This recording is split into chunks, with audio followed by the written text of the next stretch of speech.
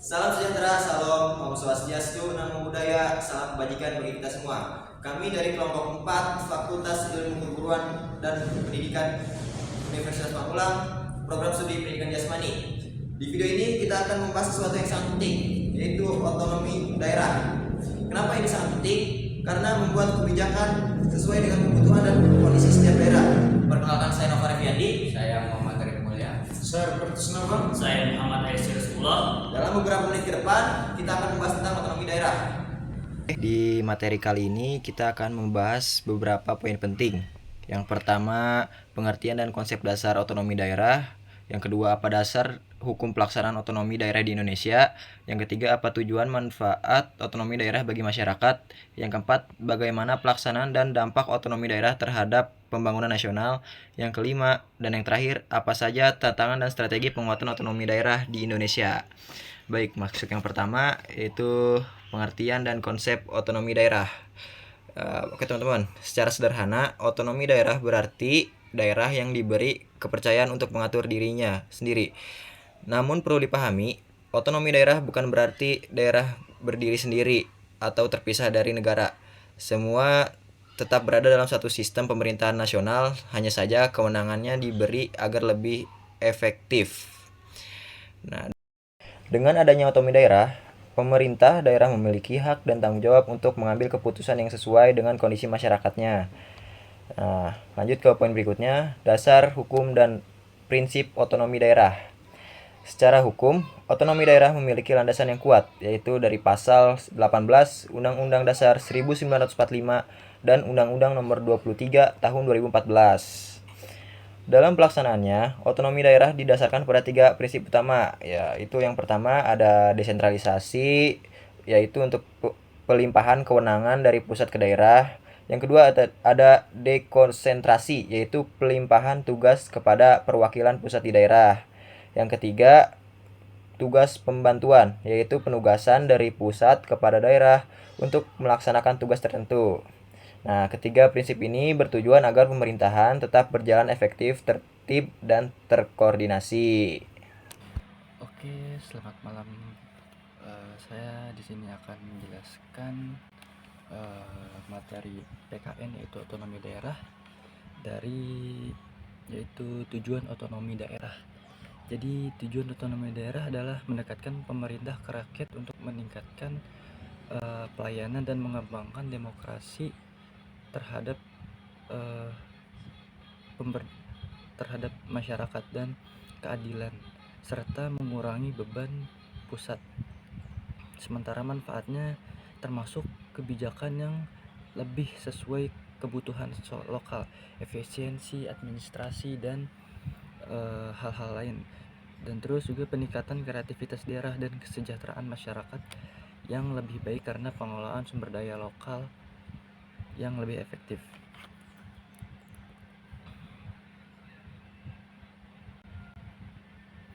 Nah, terus juga tujuan otonomi daerah itu yang pertama ada mendekatkan pelayanan publik.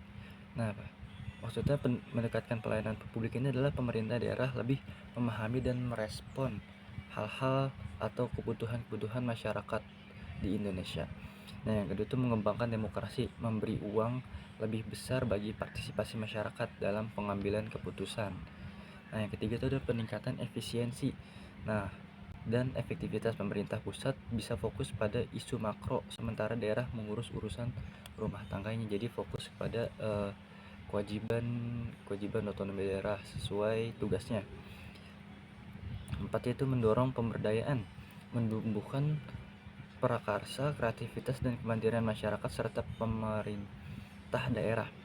Terus selanjutnya ada mewujudkan keadilan dan pemerataan. Nah, memperbaiki kesejahteraan dan mengurangi ketimpangan antar daerah. Jadi kita harus ada pemerataan terhadap seluruh daerah. Tidak boleh sampai ada hal-hal yang bertimpangan, ya entah itu masalah ekonomi ataupun masalah demokrasi ataupun yang lainnya ya. Terus yang selanjutnya ada memperkuat persatuan, menjaga keutuhan NKRI secara utuh, tidak ada permusuhan, perselisihan. terus juga mengelola perbedaan secara konstruktif. Nah, terus juga manfaat otonomi daerah. Yang pertama itu ada kebijakan yang lebih tepat sasaran sesuai dengan kondisi, potensi, dan kebutuhan fisik daerah. Nah, jadi sasaran juga kita harus sesuai dengan kondisi, potensi, dan keadaan suatu daerah itu. Jangan sampai kebijakan yang kita buat tidak tepat dengan sasaran, tidak ada hubungan dengan daerah tersebut, dengan keadaan daerah tersebut. Nah, terus juga peningkatan kesejahteraan masyarakat melalui pengelolaan sumber daya manusia dan sumber daya alam dan pembangunan yang lebih optimal. Terus ada peningkatan kapasitas daerah, mendorong daerah untuk lebih bagus lagi, lebih mandiri dan inovatif dalam pemerintahan dan mengurus urusan pemerintahan. Selanjutnya ada administrasi pemerintahan lebih efisien, pengaturan administrasi lokal menjadi lebih mudah dan terpusat di daerah. Terus selanjutnya ada pengawasan masyarakat lebih kuat. Masyarakat memiliki kontrol dan memiliki kontrol yang lebih langsung terhadap pemerintah daerahnya. Terus selanjutnya ada mengurangi beban pemerintah pusat atau pemerintah utama ya. Pemerintah pusat dapat lebih berkonsentrasi pada perumusan kebijakan nasional. Jadi manfaat otonomi daerah ini kita yang ini mengurangi beban pemerintah pusat adalah kita bisa mengurus hal-hal yang ada di pemerintahan daerah ini ya. Jadi kita fokus pada tugas kita agar pemerintah pusat, Pak Presiden ataupun Wakil Presiden itu bisa fokus pada hal-hal nasional, hal-hal yang berkonsentrasi pada perumusan kebijaksanaan nasional. Nah, selanjutnya itu ada pelaksanaan bentuk otonomi daerah. Nah, pelaksanaan otonomi daerah itu ada satu, asas desentralisasi, penyerahan urusan pemerintahan dari pusat ke daerah otonom, provinsi, kabupaten, atau kota untuk mengatur dan mengurus urusannya sendiri tanpa mengganggu urusan-urusan pemerintah pusat. Asas dekonsentrasi, pelimpahan sebagian urusan pemerintah dari pemerintah pusat kepada gubernur atau perangkat pusat daerah sebagai perpanjang tangan pemerintahan pusat.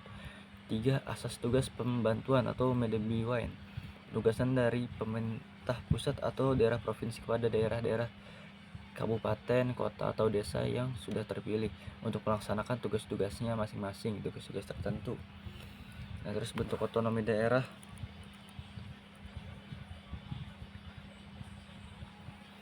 Bentuk otonomi daerah di Indonesia mencakup beberapa aspek, yaitu struktur pemerintahan. Nah, struktur pemerintah ini daerah dibagi menjadi provinsi, kabupaten, kota, dan desa masing-masing dengan pemerintahannya daerahnya, memiliki ketua dan kepengurusannya masing-masing.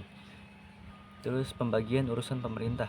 Urusan pemerintah dibagi antara pemerintah pusat dan pemerintah daerah.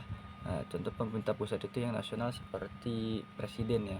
Terus yang daerah itu ada provinsi, kabupaten, kota, yaitu bupati, terus juga wali kota ya, gubernur berdasarkan undang-undang. Terus selanjutnya ada kewenangan daerah.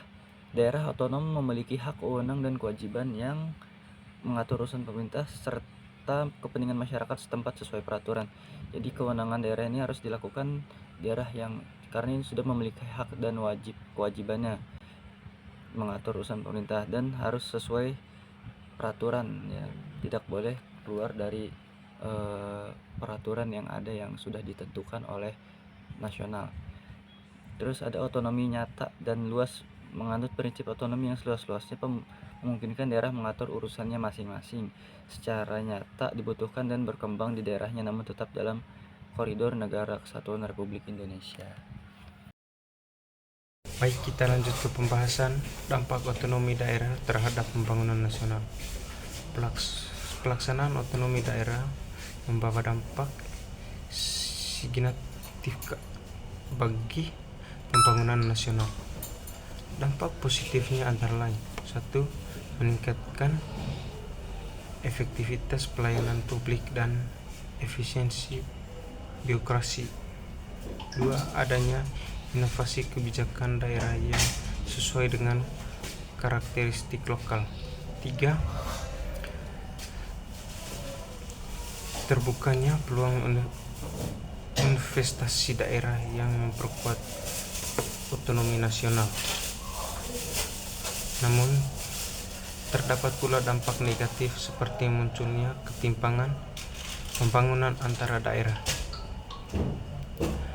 potensi konflik kewenangan antara pemerintah pusat dan daerah, serta meningkatnya praktik korupsi di tingkat lokal akibat lemahnya pengawasan.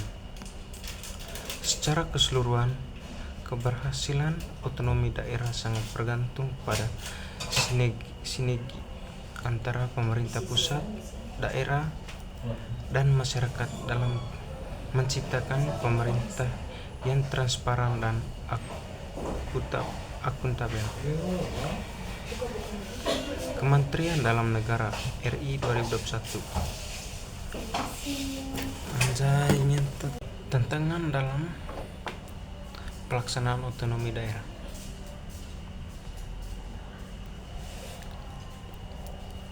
Pelaksanaan otonomi daerah di Indonesia menghadapi berbagai tantangan seperti 1. Kapasitas sumber daya manusia atau SDM yang belum merata di setiap daerah, terutama di daerah terpencil. 2. Ketimpangan fiskal antara daerah kaya sumber daya dan daerah miskin. 3. Korupsi dan penyalahgunaan wewenang oleh oknum pejabat daerah akibat lemahnya sistem pengawasan. 4. Kurangnya koordinasi antara pemerintah baik pusat dan daerah maupun antara daerah. Tantangan-tantangan ini menunjukkan bahwa otonomi daerah bukan hanya soal limpahan kewenangan, tetapi juga kemampuan dalam mengolah dan mempertanggungjawabkan kewargaan tersebut secara profesional dan beretika. Baik, itu saja. Terima kasih Bang Repi, Bang Ayas, juga Bang Prian telah memaparkan poin-poin sebelumnya. Sekarang kita lanjut ke poin berikutnya, yaitu strategi penguatan otonomi daerah di Indonesia. Untuk memperkuat pelaksanaan otonomi daerah diperlukan langkah-langkah strategis yang terarah dan juga berkelanjutan. Yang pertama, meningkatkan kualitas SDM aparatur daerah melalui pendidikan, pelatihan, dan juga sertifikasi profesional. Yang kedua, memperkuat transparansi keuangan daerah dengan sistem e-budgeting dan juga audit publik. Yang ketiga, memperluas partisipasi masyarakat dalam proses pengambilan kebijakan daerah. Yang keempat, ada mendorong pemanfaatan teknologi digital untuk pelayanan publik dan pengawasan kinerja pemerintah daerah. Selain itu, sinergi antara pemerintah pusat dan juga pemerintah daerah harus terus ditingkatkan agar kebijakan pembangunan dapat berjalan selaras. Dengan demikian, otonomi daerah dapat menjadi instrumen strategis agar bisa mewujudkan pemerintahan yang demokratis, efektif, dan juga berpihak kepada masyarakat. Lalu kesimpulannya, otonomi daerah merupakan salah satu pilar penting dalam sistem pemerintahan Indonesia yang berfungsi untuk mendekatkan pelayanan publik kepada masyarakat dan mempercepat pembangunan daerah. Dengan memberikan wewenang luas kepada daerah, diharapkan setiap wilayah mampu mengembangkan potensi yang dimiliki secara mandiri dan juga berkeadilan. Namun dalam pelaksanaannya, otonomi daerah masih mendapatkan beberapa tantangan seperti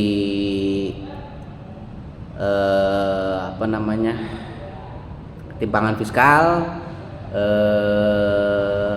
rendahnya kualitas SDM, dan juga korupsi di tingkat lokal. Maka dari itu diperlukan pengawasan yang ketat, koordinasi yang baik, dan juga peningkatan integritas aparatur daerah agar tujuan otonomi daerah itu bisa tercapai secara optimal.